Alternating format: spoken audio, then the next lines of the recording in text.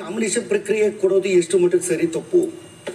ನಾನು ಯಾಕೆ ಅವ್ರನ್ನ ಅಹಂಕಾರ ಅಂದೆ ಅಂದ್ರೆ ಅವರೊಂದು ಮಾತು ಹೇಳ್ತಾರೆ, ಬಿಗ್ ಬಾಸ್ ಈ ಜೋಡಿನ ಕೊಟ್ಟಿರೋದು ಧನರಾಜನ ಸರಿ ಮಾಡೋದಕ್ಕೆ ಅನ್ನೋ ತರ ಅವ್ರು ಅಂತಾರೆ. ಒಂದು ಟೀಮ್ ಅಂತ ಇದ್ದಾಗ ನಾವು ಅಂತ ಅನ್ನೋ ಒಂದು ಮಾತು ಬೇಕಿತ್ತು, ಬಟ್ ಅಲ್ಲಿ ಮೋಕ್ಷಿತ ಅನ್ನೋ ತರ ಬರುತ್ತೆ.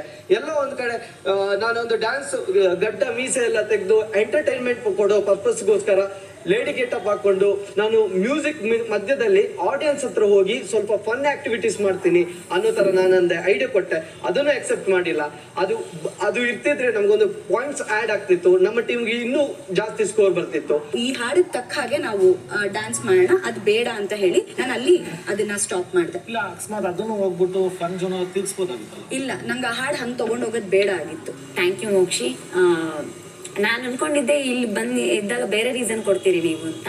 ಆದ್ರೆ ಸುದೀಪ್ ಸರ್ ಹೇಳಿದ ವಿಷಯವನ್ನ ಇಲ್ಲಿಗೆ ಬಿಡ್ಬೇಕು ಈ ಮನೆ ಅಂತ ಹೇಳಿದ ವಿಷಯವನ್ನ ನೀವು ನಂಗೆ ನಿನ್ನೆನೂ ಹೇಳಿದ್ರಿ, ಇಲ್ಲಿಗೆ ಬಿಡ್ತೀವಿ ಅಂತ. ಆ ಮಾತಿಗೆ ನೀವು ಬದ್ಧರಾಗಿದ್ದೀರಿ. ಆ ದೃಷ್ಟಿಕೋನದಲ್ಲಿ ನನಗೆ ನಿಮ್ಮಲ್ಲಿ ಇನ್ನಷ್ಟು ಗೌರವ ಜಾಸ್ತಿ ಆಗಿದೆ. ಬಟ್ ನನ್ ನೀವಿಬ್ರು ನಾಮಿನೇಷನ್ ತರ ಎಲ್ಲ ಇದು ಇಲ್ಲ, ನಂಗೆ ಅವ್ರು ಕೊಟ್ರಿ. ನೀವ್ ಹೆಂಗ್ ಹೇಳಿದ್ರಿ ಅಂತ ಅಂದ್ರೆ ಬಿಕಾಸ್ ಯಾಕಂತಂದ್ರೆ ಇಲ್ಲಿ ಪ್ರತಿಯೊಬ್ಬರಿಗೂ ನಾಮಿನೇಷನ್ ಅನ್ನೋದು ತುಂಬಾ ಸೀರಿಯಸ್.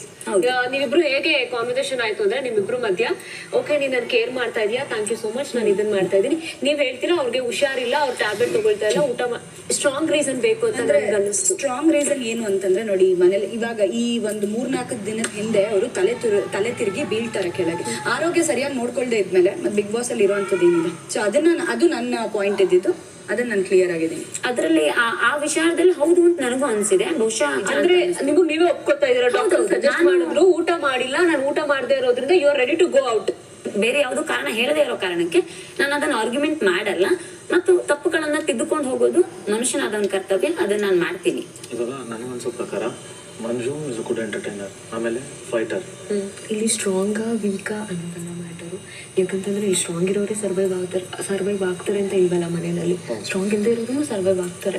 ಎಲ್ಲ ನೋಡ್ಕೊಂಡು ನಾನು ಹೇಳ್ತಾ ಇರೋದು, ಧನನು ಇನ್ನೂ ಕಮ್ಮಿ ಇಲ್ಲ, ಅವನು ಒಳ್ಳೆ ಎಂಟರ್ಟೈನರು. ಸೊ ಅದೇ ಇವರಿಬ್ಬರಲ್ಲಿ ನಾನು ಒಂದಷ್ಟು ಹೊರಗಡೆ ಎಪಿಸೋಡ್ ನೋಡಿ ಬಂದಿರೋದ್ರಿಂದ ಅಕಾರ್ಡಿಂಗ್ ಟು ಮೀ ಅವ್ರು ಏನು ಒಂದು ರೀಸನ್ನ ಕೊಟ್ಟು ಮಂಜುನ ನಾಮಿನೇಟ್ ಮಾಡ್ತಿದ್ದಾರೋ ದಟ್ ಇಸ್ ವ್ಯಾಲಿಡ್ ರೀಸನ್ ಅಂತ ನನಗೆ ಅನಿಸ್ತಾ ಇದೆ. ಸೊ ನಾನು ಧನುನ ಸೇವ್ ಮಾಡಿ ಮಂಜು ಸರಿ ನಾಮಿನೇಟಲ್ಲಿ ಇರಬೇಕಂತ ಅನ್ಕೋತಾ ಇದ್ದೀನಿ. ನನಗನ್ಸೋದು ಇವ್ರದ್ದು, ಬಟ್ ಹೇಳಿ ಏನು ಮಾಡೋಕ್ಕಾಗಲ್ಲ. ಸೊ ಬಿಗ್ ಬಾಸ್ ನಮ್ಮಿಬ್ರು ನಿರ್ಧಾರದ ಮೇಲೆ ನಾವು ಧನು ಅವ್ರನ್ನ ಸೇವ್ ಮಾಡ್ತಾ ಇದೀವಿ.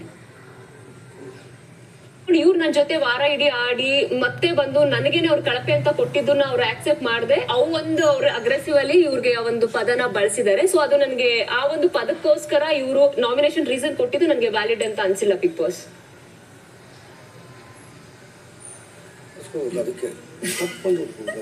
ಇಲ್ಲಾಂದ್ರೆ ಹೊಡಿತಾರೆ, ಯಾಕೆ ಯೋಚನೆ ಮಾಡ್ತೀರಾ?